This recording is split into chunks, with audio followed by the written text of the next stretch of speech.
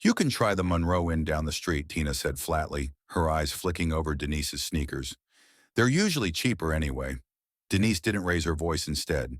She leaned in ever so slightly and asked, "Do you know whose name is embroidered on every pillow in this building?" Denise Hamilton stepped out of the black town car, one hand gripping her worn leather duffel, the other shielding her eyes from the Miami humidity that curled at the edges of her silver-streaked curls. The heat pressed against her skin like a heavy robe, but she didn't flinch. She'd lived through Miami summers, boardroom betrayals, 6 financial crises, and 2 near-fatal deals. This was nothing. What did bother her, what always did after a long travel day, was the way people looked at her when she wasn't dressed like a founder. The navy cotton shirt she wore was wrinkled from the plane. Her khaki pants were practical, not sleek. Her sneakers were black and clean, but gave no hint of power. No jewelry, no entourage, no luggage tags marked first class. Just Denise. Just tired. She paused before the glass doors of Westbridge Grand, her first flagship. 12 stories of curved glass sandstone columns and hand-blown glass chandeliers flown in from Vermont. The kind of place travel magazines couldn't stop calling elegant, timeless, unapologetically American. She hadn't come expecting fanfare. Just a room, maybe a bowl of the lentil bisque she co-created with the executive chef back in 2010 if the kitchen was still open. The lobby still carried that subtle cedar scent she insisted on in all her properties. She took it in with one slow breath, then stepped inside. She glanced up from her screen as Denise approached, her eyes scanning her from worn sneakers to weathered curls. Denise gave a polite smile. "Evening," she said, calm, clear. "Long day. I'd like a suite for the night, preferably a corner room if you've got one." Tina blinked. Her fingers paused mid-keystroke. "We're fully booked, ma'am," she said flatly. "Big real estate convention in town. Every room's taken." Denise tilted her head slightly, not confrontational, just curious. "Is that so?" "Yes, ma'am." Tina gave a short, almost mechanical nod. "I can recommend the Monroe Inn a couple blocks down. They're a little more accessible." Denise didn't reply immediately. Her eyes flicked to the lobby screen mounted behind Tina. The rotating availability board flickered and paused just long enough for Denise to read it. 4 rooms still open. One a deluxe corner suite. The others executive kings. She looked back at Tina. "I see some rooms listed right there." Tina turned, saw the screen, and winced. "System error," she said, quickly clicking her mouse. "Sometimes it shows rooms that aren't really available yet. It's not real time." Denise didn't argue. She simply gave a light nod. "Could you double-check for me?" Tina sighed, a sharp exhale through her nose. Then her fingers tapped at the keyboard in a manner that suggested she wanted Denise to see how much effort this was. Denise waited. She was good at waiting. She'd waited 7 hours outside a San Francisco investor's office back in 1991 just to pitch her second hotel concept. This was nothing. "Yeah," Tina finally said, not meeting her eyes. "Unfortunately, we can't accommodate walk-ins tonight." Denise stayed calm. "I don't have a reservation, no. But I am. Welcome to try the Monroe." Tina interrupted, her voice flat. "They're cheaper anyway." There it was. Denise felt her shoulders tighten barely. Just for a second. She didn't let it show. A woman standing behind her in line shifted uncomfortably. A man waiting at the concierge desk looked over, then quickly looked away. Denise leaned in ever so slightly. "Do you know who I am?" she asked. Tina blinked. "Should I? Not necessarily," Denise said evenly. "But you should know your guests, especially the ones whose names are embroidered on the towels upstairs." Tina frowned, confused. She turned toward the wall behind the front desk. Hung just above the antique brass key rack was a portrait in a cherrywood frame. Denise Hamilton, founder and chairwoman. Tina turned back, face pale. I didn't realize." "You didn't ask," Denise replied. She pulled her phone from her bag, not hurried, not angry, just precise. 4 words. "I need a sweep." She hadn't even hung up when the lobby doors opened, and in walked Ellis Granger, her district operations manager. Gray at the temples, coffee stains on his tie, nervous energy all over. "Ms. Hamilton," he said, voice pitching higher. "We weren't expecting you tonight. I wasn't planning to be expected, Denise said, still facing Tina. But I needed to see things for myself. Ellis's eyes darted toward the screen still displaying open rooms. His expression soured as realization spread across his face. Ma'am, he said to Tina, this is Ms. Denise Hamilton, the founder. Tina's mouth parted like she might speak, but no sound followed. Ellis didn't wait. He stepped behind the desk, entered a few commands into the system, and printed a room key. Corner suite, as always. He handed it to Denise with both hands. Denise accepted the key card but didn't turn toward the elevators. She stayed where she was, still, posture straight, voice calm. I want to hear what she was thinking, she said, nodding toward Tina. Tina swallowed hard. I didn't recognize you. I thought maybe you were just what? Just someone walking in. Maybe looking for a discount. Denise raised an eyebrow. And what made you think someone like that doesn't deserve the same effort as someone in a blazer? Tina's voice dropped. I didn't mean anything by it. I was just following policy. What policy? Denise asked. Tina looked to Ellis, but he shook his head. No policy says to judge someone by their shoes. The lobby had gone quiet. Even the bartender stopped pouring. Denise kept her voice soft, but her words landed heavy. I didn't come here for confrontation, she said. I came here because I needed to feel this place again. Feel what it's like to walk in without the armor of status.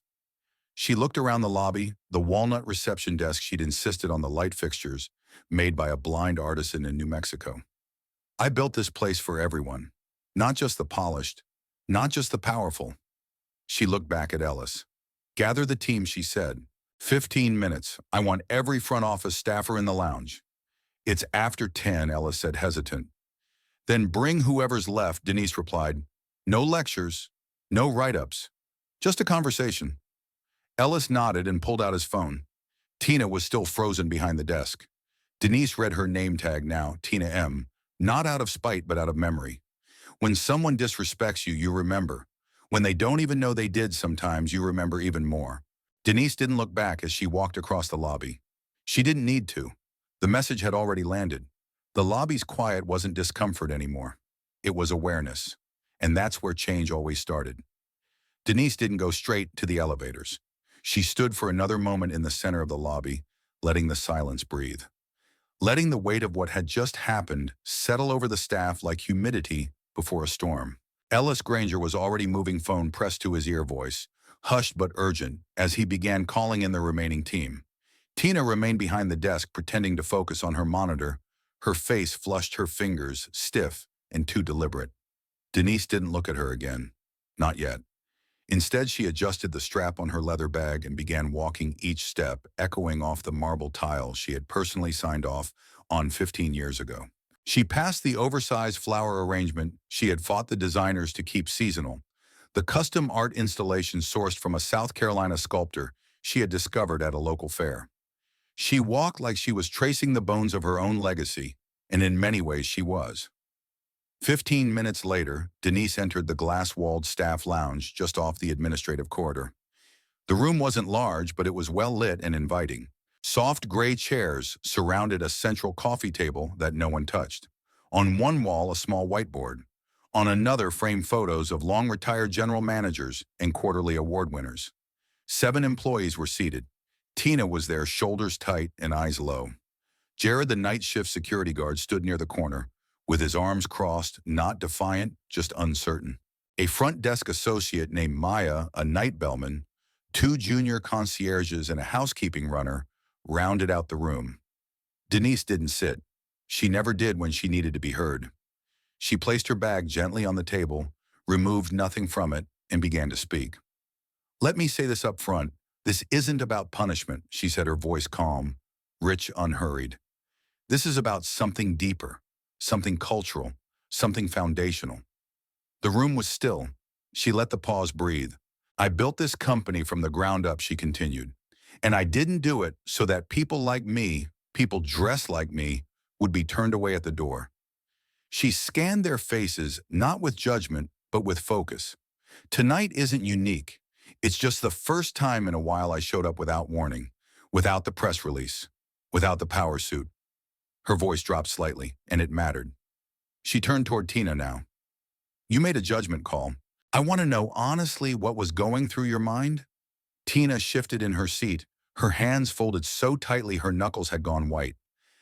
I, I thought maybe you were just someone coming in off the street. We've had walk-ins before during busy weekends. I didn't mean to be rude. Denise nodded once. You thought I was someone who couldn't afford the room? Tina flinched. I just thought you didn't look like, I mean, didn't look like what Denise asked gently. Tina's voice all but disappeared. Didn't look like someone staying in a suite. Thank you for your honesty, Denise said, never raising her voice. Here's the problem. You assumed. And in that moment, your assumptions overrode your professionalism, your duty, the standard we're supposed to uphold. She looked around the room again. That's how brands break. Not in headlines, not in scandals, but in quiet moments. Split-second decisions, small assumptions, things we don't even think about. Jared the guard cleared his throat. I recognized you, he said quietly, when you walked in, but I didn't think it was my place to say anything. Denise turned to him. Why not? He shrugged slightly. Didn't want to step on the front desk's toes. Didn't want to cause drama. Jared, she said, stepping closer, let me make something clear. It is always your place to say something when something doesn't feel right. We are not a chain of buildings. We are a culture, a promise. That promise is upheld or broken by every person who wears a name tag. Jared gave a small nod, not defensive, reflective. Yes, ma'am. A young voice from the back spoke next. I knew it was you, Elena said. She was barely 20 still in her oversized housekeeping uniform, fingers fidgeting with the edge of her sleeve.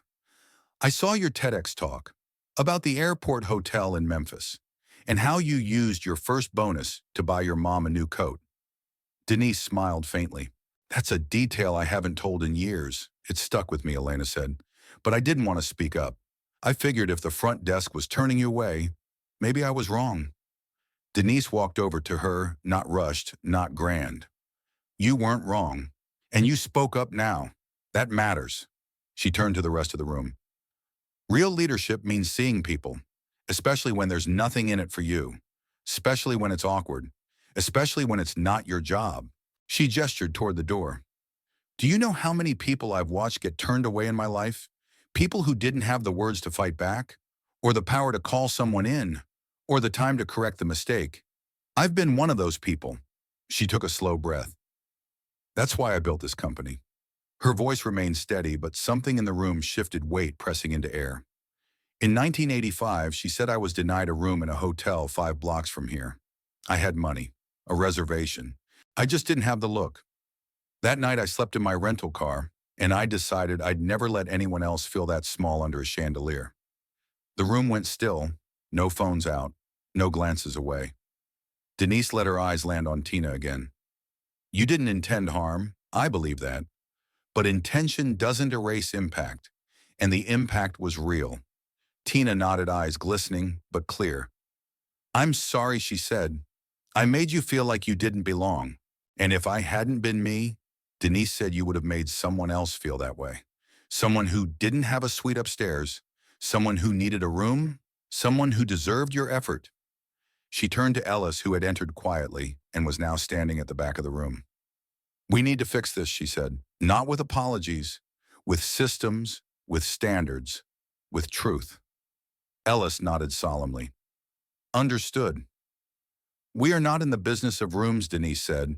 We are in the business of recognition, of dignity, of making someone feel like they matter the second they walk through the door. She turned back to the group. That starts tonight, with all of you. Not with a policy, but with a mindset. Elena raised a hand again. Can we have permission to speak up if we see something wrong? Like, if someone's being treated unfairly. You don't need permission, Denise said. But yes, make it part of the handbook. Speaking up is part of your job. She looked at each person in the room, her presence quiet but firm. I built this company because I believed we could be better. Tonight you showed me we still have work to do. That's not failure. That's opportunity. And I don't waste opportunities. The room didn't move. Even Ellis stayed frozen.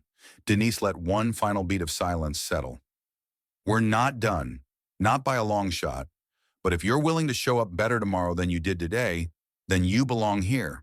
And with that, she reached for her notebook and began drawing the future. Ellis stepped forward with a clipboard in hand, just as Denise capped her pen and set it beside the whiteboard. The quiet in the lounge hadn't broken, not even slightly. The staff hadn't checked their phones, hadn't shifted in their seats, hadn't whispered a word to one another.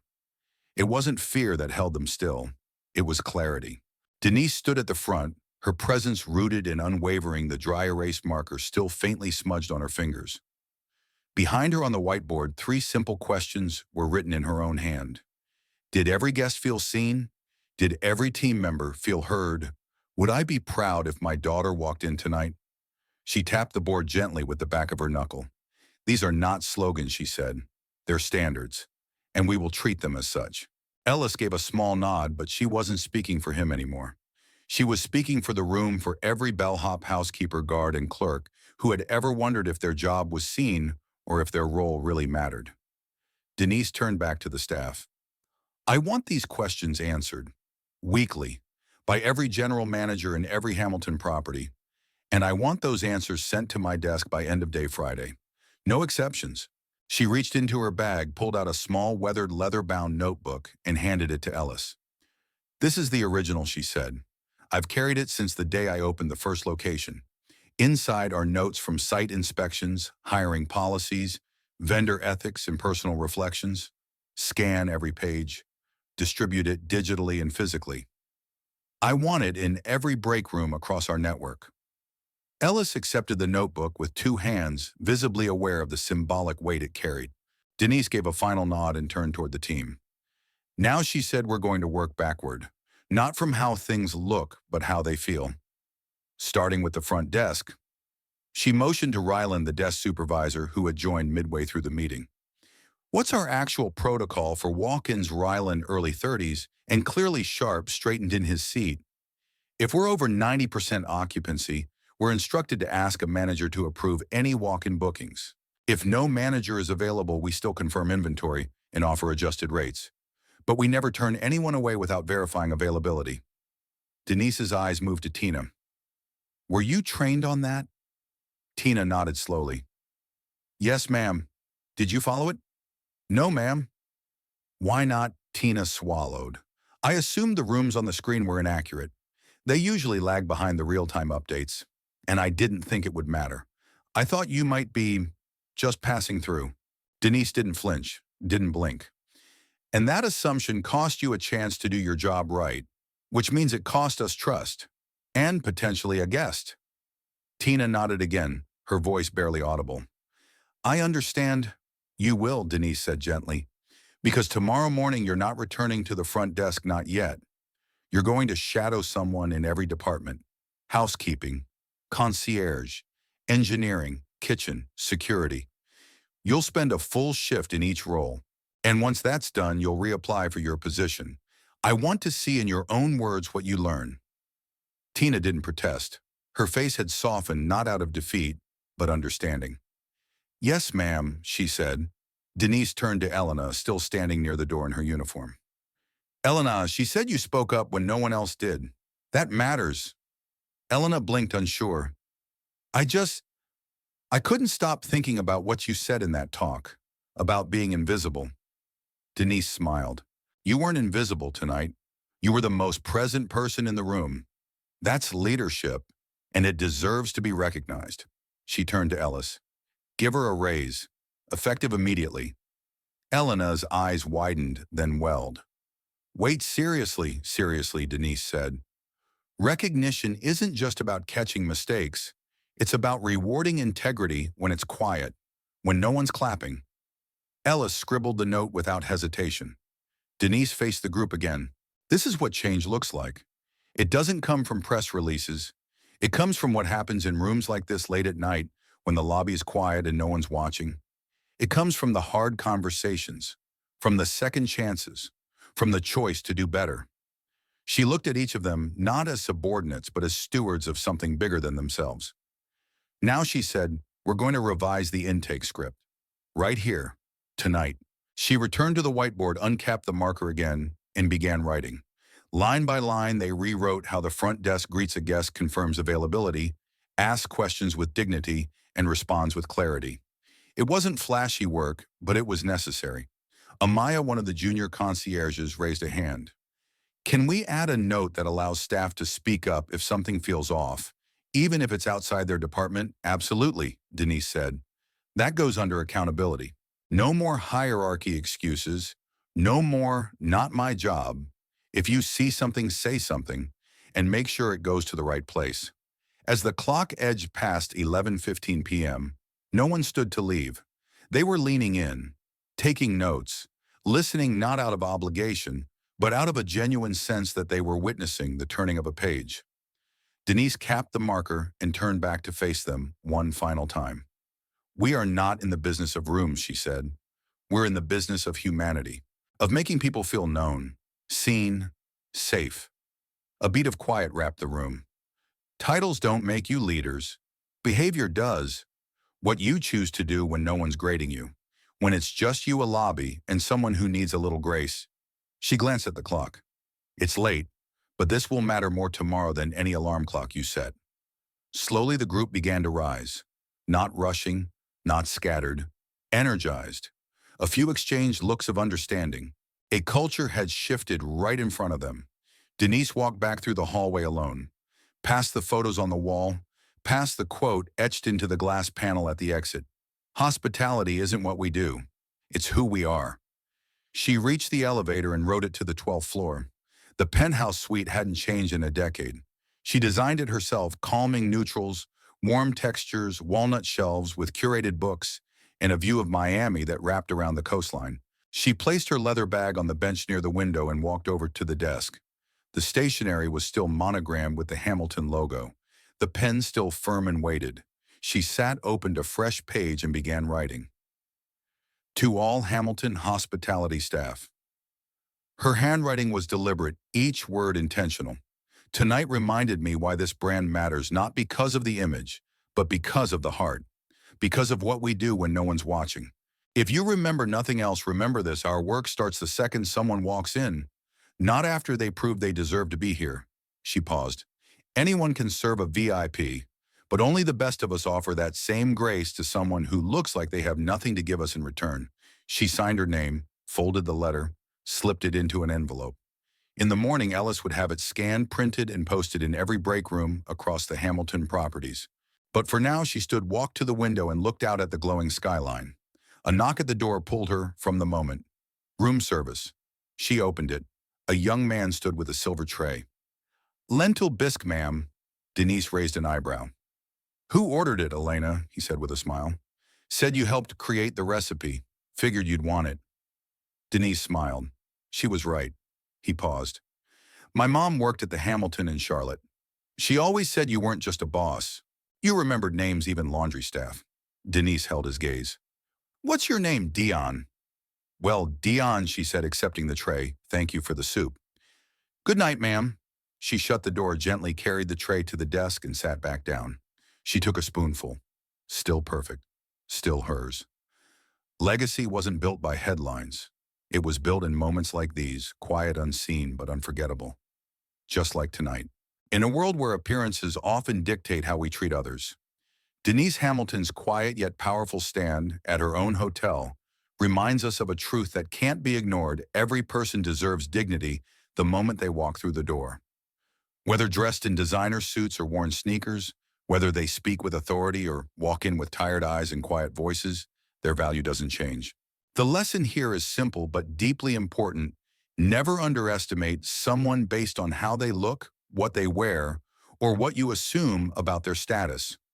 Real leadership, whether in business, hospitality, or life, isn't about titles or nameplates. It's about presence, empathy, and integrity when no one is watching.